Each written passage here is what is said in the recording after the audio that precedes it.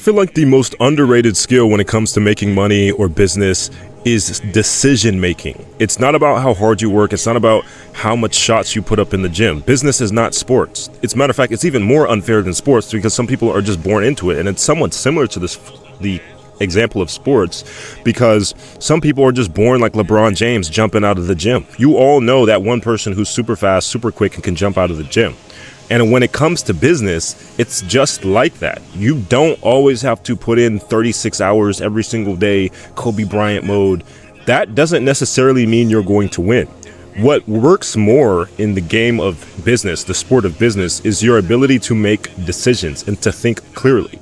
It's more of a mental game. It's like playing chess. It's not a physical game where you need to sit down all day and work. You don't really there are people who don't work all day and they make tremendously more money than any guru you'll see that will tell you to sit down and work all day. And you can always pick an example of someone who is giving advice on the internet and find someone contradicting it. So it's really important to answer what type of life you want to live. Do you want to sit all day in front of a screen and work nonstop 24/7 just to make millions of dollars when there are people who don't do that? There are people who are like Alex Hormozi, Gary Vee, work all the time, don't stop working, hustle, hustle, hustle. And then there's also people who make more money than them that have perfect work-life balance.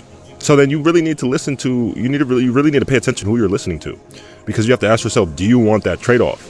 And again, if you like working, then it's fine. I kind of also like working and creating content, but I'm also at least mentally aware enough to avoid that extremist belief. But it boils down again to your ability to think clearly and make decisions. Because if you're willing to trade your life, your youth for money in the bank, then that is something you're going to have to come to grips with later in life if you realize that money and things that you thought you could buy weren't the massive experience that you thought they would be. Now you have financial security. That's really what you were looking for.